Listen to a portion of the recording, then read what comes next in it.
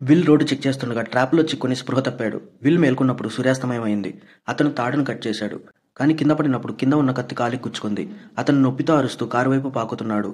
హఠాత్తుగా night walker మహారాజు 3 భయంకరమైన మ్యూటెంట్ కుక్కలతో కనిపించాడు. చివరి సూర్యకిరణాలు అస్తమించాయి. కుక్కలు దాడి చేశాయి. విల్ వాటితో పోరాడి చివరికి ఓడించాడు. కానీ శామ్కు గాయమైంది. శామ్ను కాపాడేందుకు ప్రయత్నించాడు. కానీ ఆమె శరీరం మారడం మొదలైంది. ఆమె పిచ్చిదానిలా మారి హింసాత్మకంగా ప్రవర్తించడం మొదలుపెట్టింది. కన్నీళ్లతో విల్ శామ్ను చంపేశాడు. జీవించేందుకు కారణం లేక అతను నైట్ వాకర్స్పై ప్రతీకారం తీర్చుకోవడానికి వెళ్ళాడు. కానీ అతను ఎక్కువ మందితో పోరాడలేకపోయాడు. అంతలో ఒక కాంతి వాటిని చెదరగొట్టింది. ఒక మహిళ అక్కడ కనిపించింది. విల్ను అతనింటికి తీసుకెళ్లింది. ఆమె మరియు ఆమె కుమారుడు రేడియోలో అతని సందేశాన్ని విని అతన్ని గుర్తించి తెలుసుకున్నారు.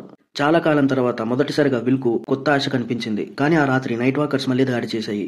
అతను రక్షణలో బాంబు పేల్చి అనేక నైట్ వాకర్స్ను చంపాడు. కానీ మహారాజు మరియు అతని సైన్యం మళ్లీ వచ్చింది. భవనాలపైకి ఎక్కి వారి దగ్గరికి చేరుకున్నాయి. విల్, యానా మరియు ఆమె కుమారుడు ల్యాబ్లో దాక్కున్నారు. అక్కడ will lady night walker heart beat normal అవడం గమనించాడు. అతను అభివృద్ధి చేసిన మందు పనిచేస్తుంది. మహారాజు వారిపై ఒత్తిడి తెచ్చి ల్యాబ్ గాజును ఢీకొట్టాడు. చివరి యుద్ధం ముందు విల్ లేడీ నైట్ వాకర్ నుండి రక్తాన్ని తీసి ఆమెకిచ్చి వారిని రహస్య మార్గంలో పంపించాడు. అతను తన భార్య మరియు కుమార్తె చిత్రాన్ని చివరిసారి చూసి గ్రెనేడ్ పిన్నును లాగాడు.